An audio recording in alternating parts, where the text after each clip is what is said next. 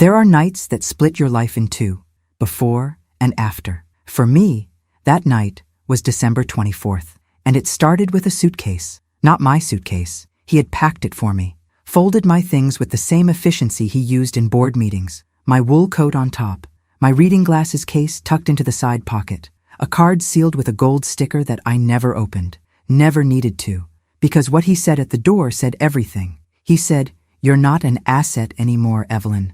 You haven't been for a long time." The elevator doors opened behind me.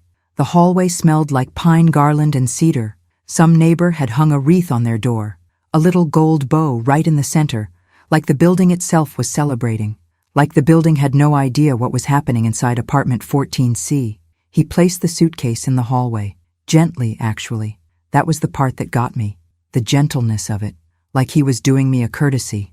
The doors closed. I stood there for a moment on the marble floor in my heeled boots with the bad left buckle, the one I kept meaning to fix, and I thought three things in very fast succession. I thought, how long has he been planning this? I thought, where am I supposed to go right now? It is Christmas Eve in New York City, and I have nowhere to go. And then, quietly, like a match striking at the bottom of a very deep well, I thought, what does he think I know that makes him this afraid of me? Because I had learned one thing in 22 years of marriage to Grant Whitfield. He was never cruel without a reason. He was never impulsive. Every action, every gesture, every word, calculated. He had thrown me out on Christmas Eve for a reason, and by morning I would understand exactly what that reason was. If you're enjoying this story, hit that subscribe button, drop a like, and tell me where you're watching from. Just a reminder, this is a fictional dramatization for entertainment only. It's not professional legal, medical, or financial advice. Viewer discretion is advised. Enjoy the rest of the video. I need to take you back a little. Not all the way, just far enough. Grant and I met when I was 31 years old and working as a financial analyst at a wealth management firm on Park Avenue. I was good at my job. I was very good at my job. I could read a balance sheet the way some people read a novel, fast, intuitive, and I always caught the detail everyone else glossed over. Grant came in as a client. He had just sold his first company, a logistics software firm he had built over 7 years. He sat across from me in a gray suit with no tie, completely relaxed, and I asked him what his long-term objective was. He looked at me for a long moment and said, "To make the second one bigger than the first." We were married 18 months later. I want to be fair here. The early years were good. They were genuinely good. We built something together. Grant started Whitfield Capital Group with 3 investors and a leased office in Midtown. I quit my firm and became his silent operational partner. I organized the books. I managed the structure. I drafted the first investor agreements. With a lawyer, yes, but I knew every word in every clause because I had lived inside those numbers. We moved to the Upper East Side in our 9th year of marriage, a penthouse on 5th Avenue, directly across from the park. Floor-to-ceiling windows, the kind of apartment that makes you feel, on a clear winter morning, that you are the only person in the world. We didn't have children. That was a sadness we both carried, quietly, in different ways. What we had instead was the company. Whitfield Capital grew into a real estate development and private equity firm. $800 million in assets under management at its peak. 47 employees, a charity gala every November at a Midtown convention center that Grant used as much to display power as to actually raise money. And I was there, every step. Even after I stepped away from day-to-day operations in year 14, because Grant said it was cleaner for the investor optics if I wasn't on the payroll, I was still there. I knew the deals. I knew the investors. I knew where the skeletons lived. I think that was what frightened him most. My reading glasses were always going missing in those years. I kept them on a chain eventually, which Grant found embarrassing. He never said so directly. He said it made me look like someone's grandmother. I told him I was 53 years old, and I could look like whoever I wanted. He smiled at that. He smiled the way he smiled at things he couldn't immediately control. The closing on our first major commercial property had been in the spring of our 12th year. Grant raised his glass at the restaurant afterward and said, "We built this together. Don't ever forget that, Evelyn. What's mine is yours. What's mine is yours." Those words were going to come back. Not the way he meant them, but they were going to come back. We had 30 days from that Christmas Eve to a board vote that would restructure Whitfield Capital entirely. 30 days. He thought I didn't know about that vote. He thought I didn't know about any of it. He was wrong. Let me tell you about November. 6 weeks before Christmas. I had started noticing things. Little things first. The kind of things a woman of 22 years notices the way you notice a change in weather before the sky actually changes color. Grant had started meeting with the firm's legal team on weekends. Not unusual in itself, but he'd stopped mentioning it at dinner. He'd always mention things at dinner. It was his way of keeping me informed without actually keeping me informed. Enough detail to make me feel included, not enough to give me any real picture. The dinners went quiet. Then in late November, I found the document. I wasn't snooping. I want to be honest about that. I was looking for the building maintenance invoice in the home office. We still received some firm correspondence at the apartment, and it was in a manila envelope that had been opened and left on the desk. Not hidden, just left there, the way you leave something when you're moving fast and you forgot to put it away. It was a draft restructuring agreement, 43 pages. I sat down in his office chair and I read all 43 pages. My coffee went cold. The winter light moved across the window. I read it twice. The document proposed to transfer operational control of Whitfield Capital Group to a newly formed entity called WCG Holdings LLC. The equity structure in the new entity had one name on it, Grant Allen Whitfield, and a second name I recognized, Marcus Trelane. Marcus Trelane was Grant's longest-standing business partner. They had known each other for 30 years. Marcus was charming in the way that some people are charming, effortlessly, dangerously, in a way that made you feel warm even when the room was cooling. Under the restructuring, my name, Evelyn Catherine Whitfield, which had appeared on the original operating agreement of Whitfield Capital Group as a founding co-partner, would be removed, not bought out, not compensated, simply removed. The language in the draft was elegant about it. It referred to streamlining the governance structure. It referred to consolidating decision authority. My hands were steady when I finished reading. I remember being surprised by that. I put the document back in the envelope. I made a fresh pot of coffee. I sat at the kitchen table and I looked out at the park. I thought, this has been in motion for a long time. I thought, he brought this document home deliberately. He wanted me to find it. No, that wasn't right. He wanted me to know, but not know enough. He wanted me nervous, off balance, easier to manage. I placed the envelope on the desk exactly as I had found it, and I started planning. The next morning, Grant came into the kitchen, poured coffee, kissed me on the cheek, and said the firm was doing very well. He said the year had been strong. He said maybe we'd go to Palm Beach in January. I said that sounded lovely. My hands were steady.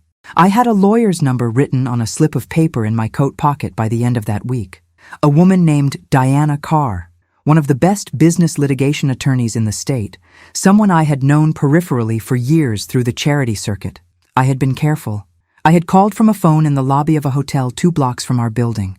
What I didn't know yet was how far the plan had already gone, how many people were already inside it, how alone I actually was. I arranged a lunch with Marcus Trelane the following week. I did not tell Grant. Marcus met me at a restaurant in the West Village that he liked because it was quiet and the tables were far apart. He was 61, silver-haired with an easy manner and the kind of face that had aged into distinguished. He ordered a club soda and gave me a warm smile that did not quite reach his eyes. I said to him, simply, that I had some concerns about the direction of the firm and that I wanted to understand what was being planned. Marcus put his glass down. He tilted his head slightly, and he said, and I am paraphrasing here because I don't remember every word, but I remember the substance perfectly. He said, Evelyn, you've always been the sharpest person in any room, but you've been out of operations for 8 years. The firm has grown into something that needs a very specific kind of leadership. Grant is doing what's right for the investors. I said, and what about what's right for me? He smiled. He said, Grant loves you. This is business. Those are separate things. I drove home in a car service that afternoon with my hands folded in my lap. I remember the driver had a small pine tree air freshener hanging from the mirror. It was swinging slightly as we turned onto Fifth Avenue. It smelled overwhelmingly like Christmas. I thought Marcus knew exactly what was in that document. I thought they have been building this for longer than I can see. The next day, Grant's assistant called the apartment. She said Grant had asked her to confirm that I was not listed on the firm's health insurance policy as of the new year. She said it in that way that young assistants deliver bad news. Quickly, flatly, like ripping tape. She said it was an administrative update. Administrative update. I thanked her. I hung up.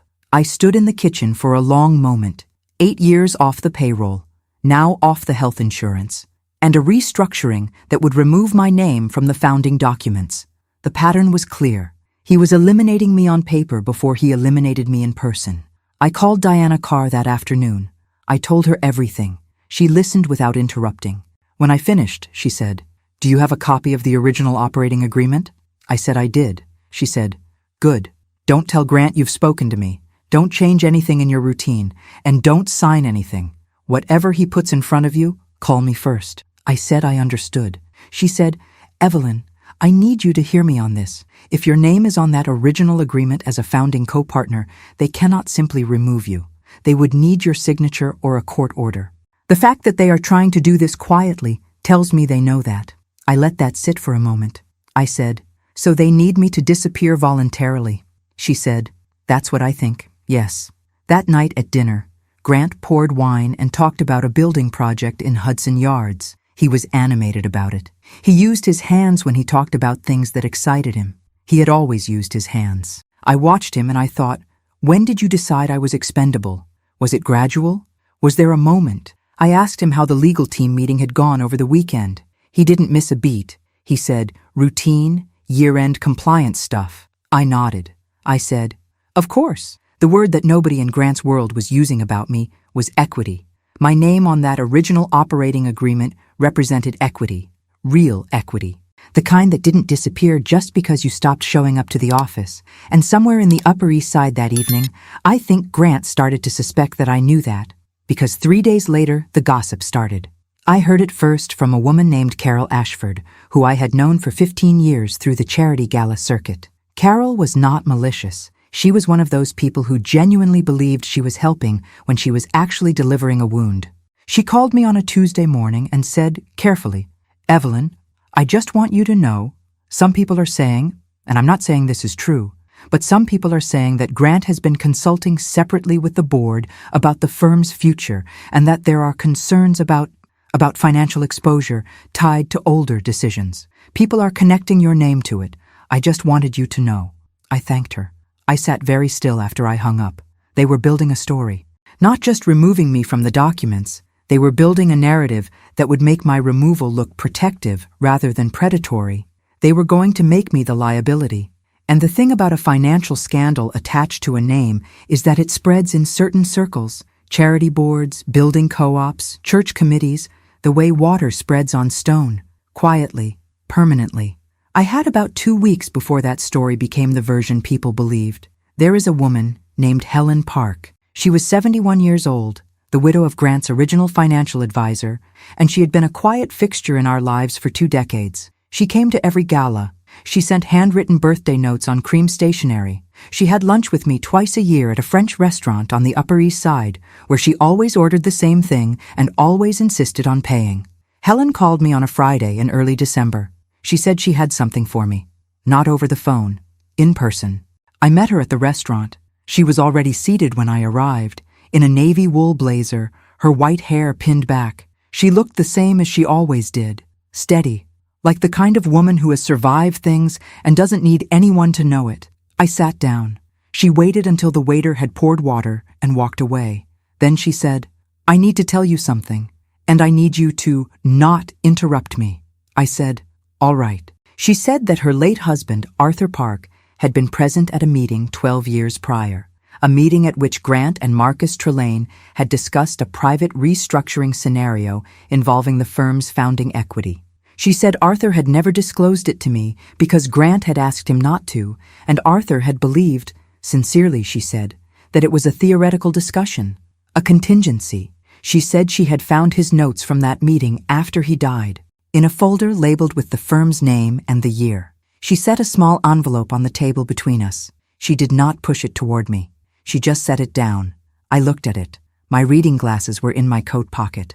I put them on. She said, "Arthur kept notes at every meeting. His whole life, It was a habit. I don't think he ever imagined anyone would read them. I said, "Helen, why are you telling me this now?" She folded her hands on the table. She said, "Because what they are about to do to you is wrong, and I am too old to stay quiet about things that are wrong." I picked up the envelope. I almost didn't. There was a moment, brief, maybe 3 seconds, where I almost slid it back across the table and said I didn't want to know. Because once you know a thing, you can't unknow it. And there was some part of me that was still hoping this was all a misunderstanding. That Grant was frightened and making bad decisions, but that there was still something salvageable in the middle of it. I put the envelope in my bag. I said, "Thank you." She said, "Get a good lawyer." I almost told her I already had one, but something made me hesitate. I said simply that I would take care of myself. She nodded. She said, "I know you will. I always knew you would." What I didn't tell Helen that day, what I couldn't tell her yet, was what I had found 2 days before our lunch. Not a document this time, a calendar invite, forwarded to my email address by accident, by an associate at the firm who clearly hadn't checked the distribution list. A board meeting scheduled for January 6th, with an agenda item listed as Governance Restructuring, Final Vote. January 6th. We had 30 days from Christmas. Now we had less. The board vote was the irreversible date. Once it passed, the restructuring would be complete. My name would be gone. And the narrative they were building, the liability story, the financial exposure angle, would become the official record. My coffee cup was empty. I hadn't noticed finishing it. The restaurant hummed around us. Someone at another table was laughing. The sound was very far away. Grant came home on December 15th in an unusually open mood. He brought flowers, yellow tulips, which he knew were my favorite because I had mentioned it once, years ago, and he never forgot things like that. He remembered the details that served him. He poured wine before dinner. He sat across from me at the kitchen table, not in the dining room, which we used for formal evenings, but the kitchen table, which was where we ate when he wanted things to feel intimate. He said he wanted to talk. He said the firm was going through a transition and that he should have been more transparent with me about it. He said he had been carrying a lot and hadn't communicated well. He said he was sorry about that. I listened. I had both hands around my wine glass. He said there was a new structure coming and that it was actually going to be beneficial for me because it would simplify things. He said my founding equity would be converted into a fixed payout, a lump sum settlement, rather than the ongoing percentage structure in the original agreement. He said it was cleaner. He said the number. I won't say exactly, but I will say it was less than 15% of what my original stake represented at current valuations. He slid a single sheet of paper across the table. He said, "I just need your signature on this to get the process started." I looked at the paper. It was a consent form, 1 page, beautifully simple. The language said I acknowledged the restructuring and accepted the proposed settlement in lieu of my founding equity position. I picked up my wine glass and took a slow sip. I said, "Can I have a few days to review this?" He said, of course. He was relaxed about it. That was the tell, the relaxation. He smiled and said there was no rush, just the new year was coming and the legal team liked to have things tidy. I said that made sense. He said, "We're still us, Evelyn. This is just paperwork." I almost said something sharp. I pressed it down.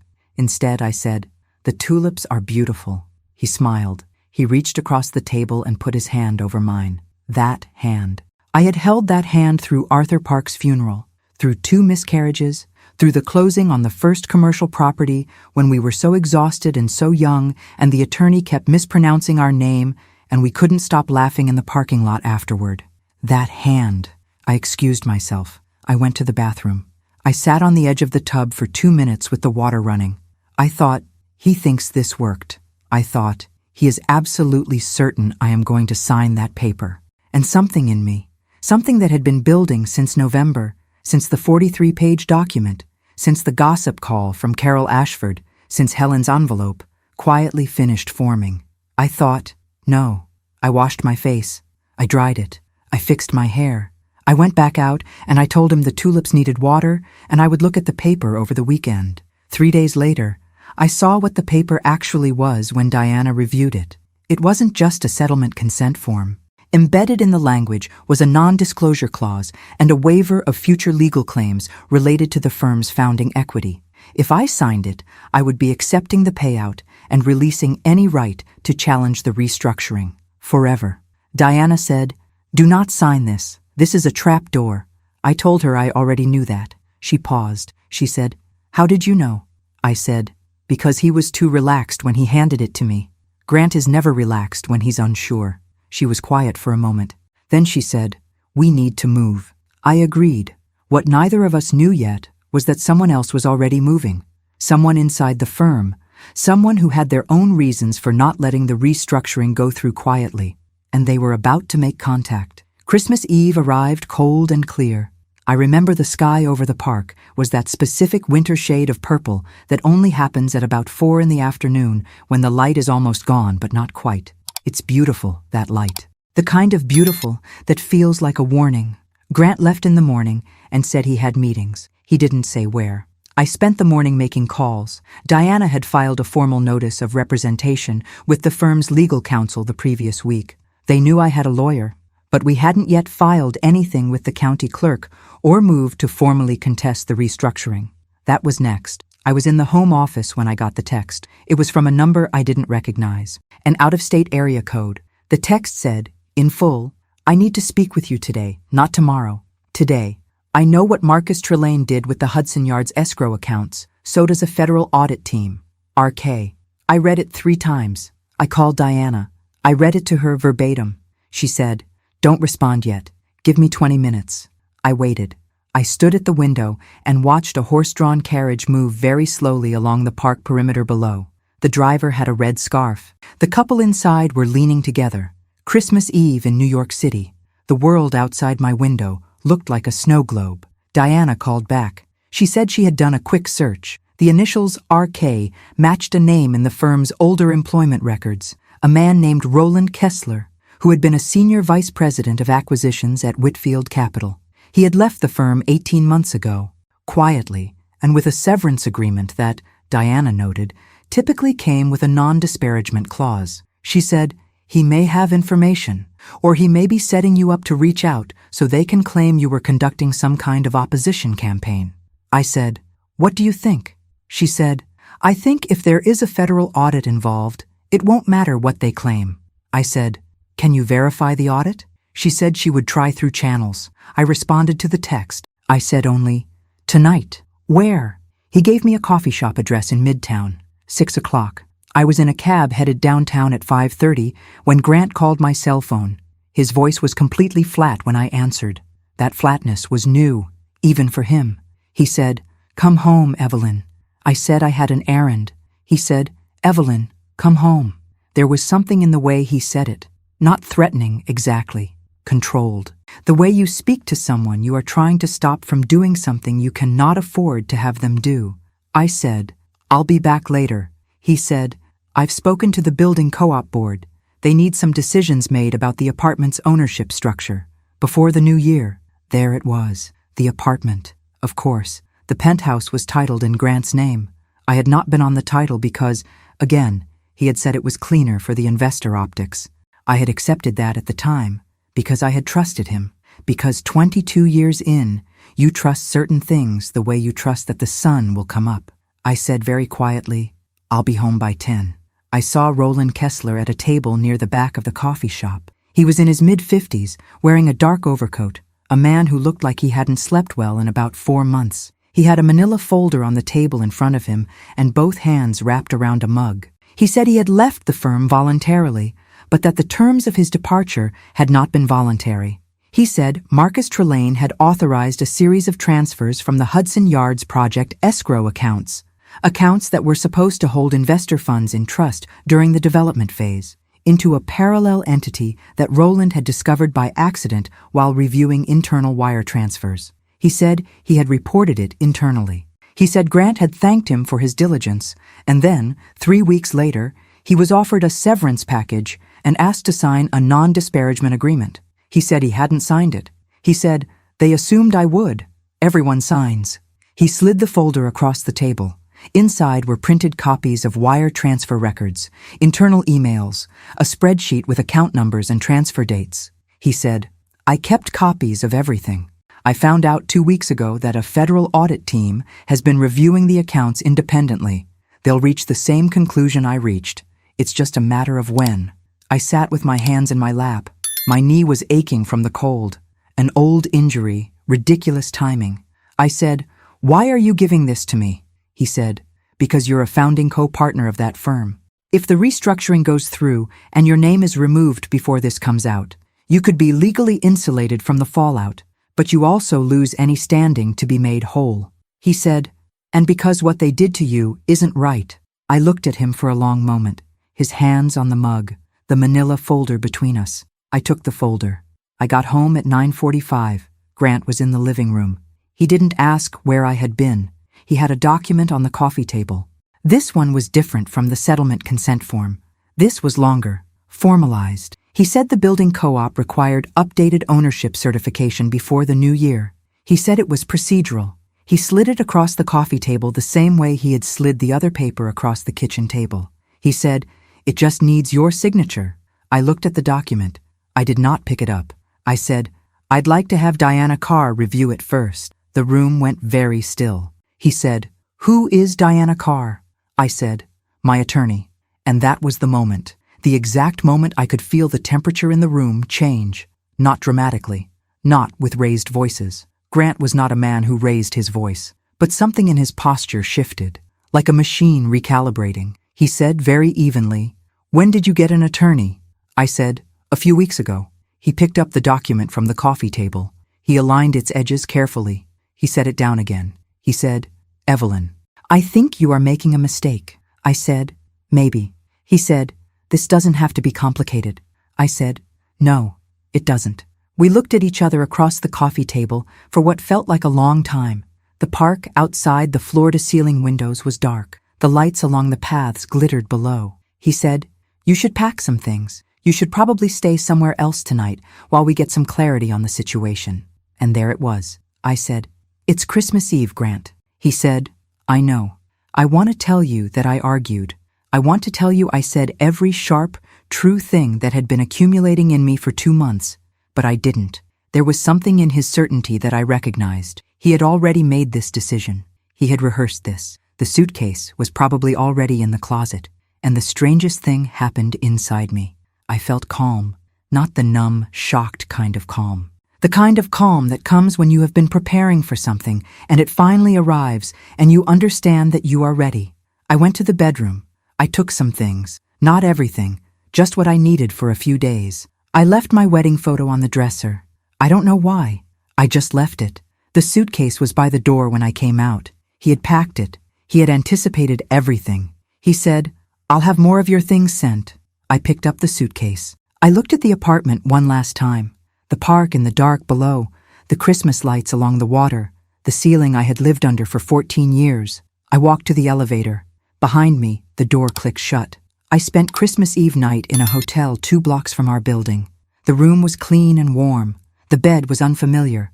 Somewhere below on 5th Avenue, a caroler was singing, and the sound drifted up thin and sweet, and I sat on the edge of the bed and I let myself cry for about 15 minutes. Not dramatically, just tears, steady and quiet, the way grief actually moves through you.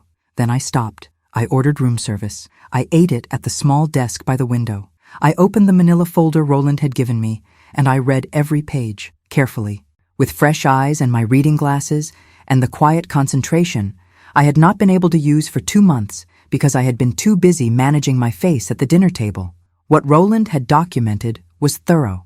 Wire transfer records showing funds moved from the Hudson Yards escrow accounts across 11 months into an entity called Trelane Westport Advisors, LLC. The amounts were not small. Marcus Trelane's digital signature appeared on 6 of the authorization forms. Grant's name was not on any of the transfers directly, but his digital signature appeared on an internal memo approving the liquidity management strategy that had provided the framework for the transfers. Approval of the framework. That was going to matter. I called Diana at 7 in the morning on Christmas Day. She answered on the second ring. I apologized for the hour. She said, "You slept?" I said, 4 hours. She said, "That's better than me." I told her everything. The meeting with Roland, the folder, the contents, and then I told her what Grant had done on Christmas Eve. She was quiet for a moment. Then she said, They got scared. Moving you out of the apartment on Christmas Eve is a panic move. They are trying to control the physical and legal landscape before the board vote. I said, so what do we do? She said, we file before they vote. She said that based on the original operating agreement, the one I had a copy of, the one that named me as a founding co-partner, I had legal standing to contest the restructuring. She said we would file for an injunction to halt the board vote pending a review of the equity structure and the founding governance documents. She said the Roland Kessler material was potentially separate and enormous. She said she had a contact at the relevant federal oversight body, and she was going to make a call, carefully and through proper channels. She said, do you still have copies of the operating agreement? I said I had the original, which I had removed from the Home Office 2 weeks earlier, photographed, and given to her for safekeeping, and I had a notarized copy that I had made at a copy service on Madison Avenue on a Saturday morning when Grant thought I was at yoga. She said, good. I said, Diana, is this survivable? She was quiet for a moment, not the kind of quiet that means she's searching for the right, comforting thing to say, the kind of quiet that means she's thinking honestly. She said, yes, I believe it is, but Evelyn, it's going to be public. Once we file, this is a matter of record. People will see it. I looked out the hotel window at Fifth Avenue. The morning light was coming up gray and clear over the park. Someone was jogging along the path below in a red jacket. The city was awake before the rest of the world. I said, I know. She said, there may be things that come out about the firm, about the escrow accounts, that you're going to be associated with, even though you weren't involved. I said, I know that too. She said, and you still want to move forward. I said, I was a founding partner of that firm. My name is on the original agreement. I built it with him. And he tried to erase me from it quietly on Christmas Eve with a 1-page consent form and a suitcase he packed himself. A pause. I said, yes, I want to move forward. She said, I'll file Monday morning the moment the courts open.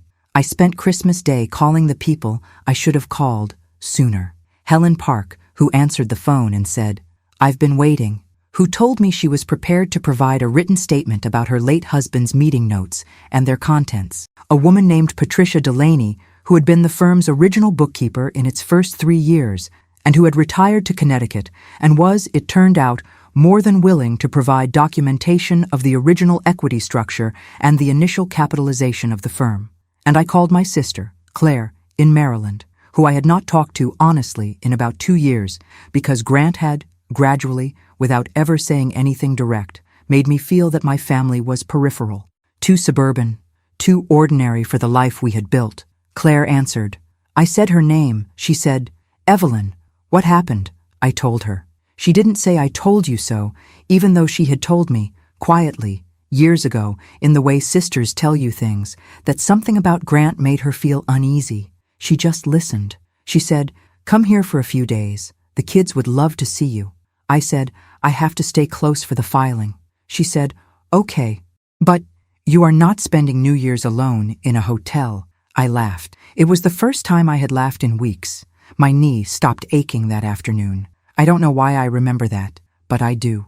January 6th arrived with a hard frost, the kind of morning in New York where the cold comes off the pavement and you feel it immediately in your joints and your chest. Diana met me in the lobby of the building where her firm had offices. She was in a charcoal suit and low heels, her hair back, completely composed.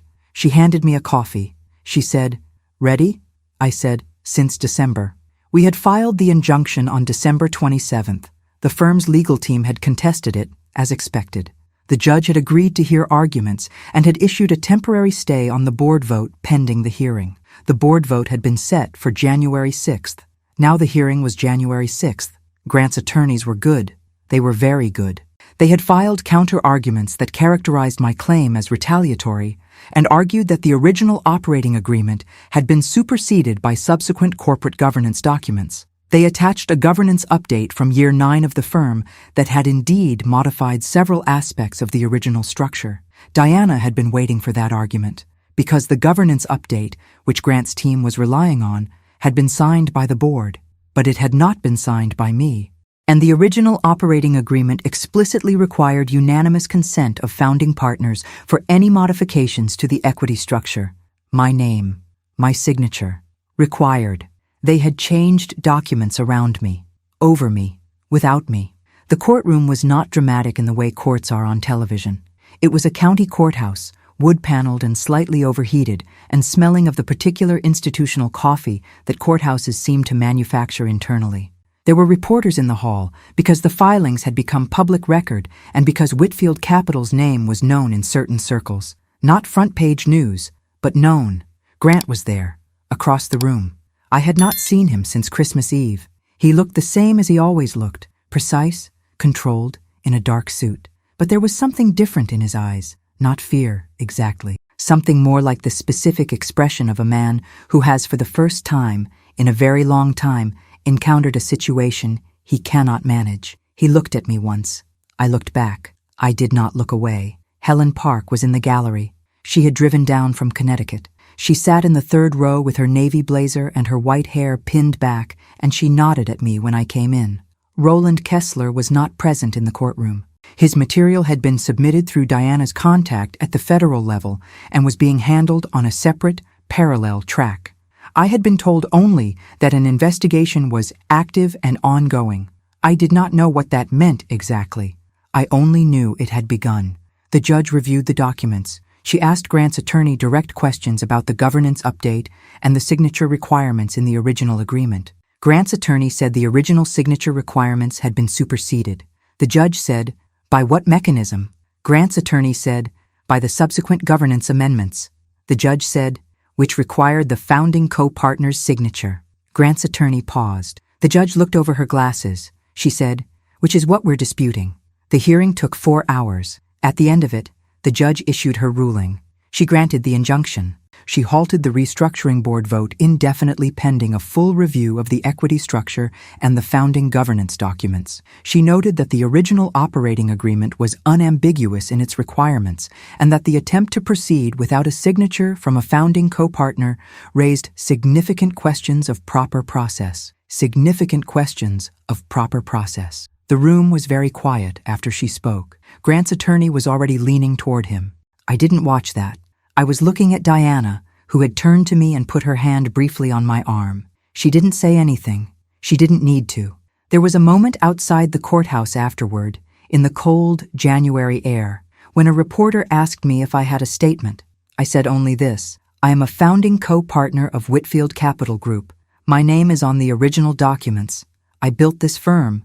I am simply asking to be treated in accordance with what was agreed. That was all. The second thing that happened that day I learned about by phone, standing in a car service on the way back to the hotel. Diana called me. She said, "I just heard from my contact. The federal inquiry has issued formal notices of investigation to Whitfield Capital Group and to Trelane Westport Advisors LLC. They're looking at the Hudson Yards escrow transfers." I said, "Does Grant know?" She said, "He will by end of business today." I looked out the car window at the city moving past. The afternoon light was low and clear and gold over the East River. I thought about the 43-page document I had found in November, about the dinner where he brought yellow tulips, about Christmas Eve and the suitcase, about the way he said, "You're not an asset anymore." I thought about the morning after, in the hotel, the jogging figure in the red jacket, the coffee from room service, the decision to call Diana, the decision to call Helen, the decision to call Claire. I did not feel triumphant. I want to be honest about that. What I felt was something quieter, something that felt more like the ground solidifying beneath my feet. Marcus Trelane resigned from Whitfield Capital Group that afternoon. His resignation was public because it went through the board secretary, and the board secretary sent a notice to investors. The letter cited personal reasons. He retained his own counsel by evening. Grant issued no public statement. Helen Park called me from the car on her drive home to Connecticut. She said, "Arthur would have been glad." I said, "I know. I think he would have." She said, "He liked you from the beginning, you know. He told me once, early on, that you were the one who actually knew what you were doing." I said, "Helen." She said, "It's true." I said, "Thank you for the envelope." She said, "Thank you for opening it." The board vote never happened. The injunction held through February while the equity review proceeded. Grant's legal team eventually began negotiations with Diana's firm on a structured settlement. I am not able to speak to the specific terms. What I can tell you is that it was not the number on the one-page consent form he slid across the kitchen table. The federal investigation proceeded independently. I was not a target of it, and was never contacted beyond an initial confirmation of my awareness of the escrow account matters. Marcus Trelane eventually entered into an agreement with federal authorities. Grant's attorneys negotiated separately on his behalf regarding his approval of the liquidity management framework. The firm that had been Whitfield Capital Group was restructured by a court-appointed administrator by spring. The gala that November had no keynote speaker and a much smaller room. I had not attended the gala in years, but it mattered to me that it was smaller. I don't know exactly why. I think it was just the evidence that what had been built on certain foundations eventually becomes the size of those foundations. It is late April now, or at least that is when I am telling this part. The parks are green again. New York in April does a thing where it suddenly, overnight, remembers how to be beautiful. The trees along the path by the museum are full. The light in the morning comes in at an angle that is nothing like December. I live in a different apartment now, still on the Upper East Side, because this is where I have lived for 22 years, and it is where I know the dry cleaner and the diner around the corner that does eggs the way I like them.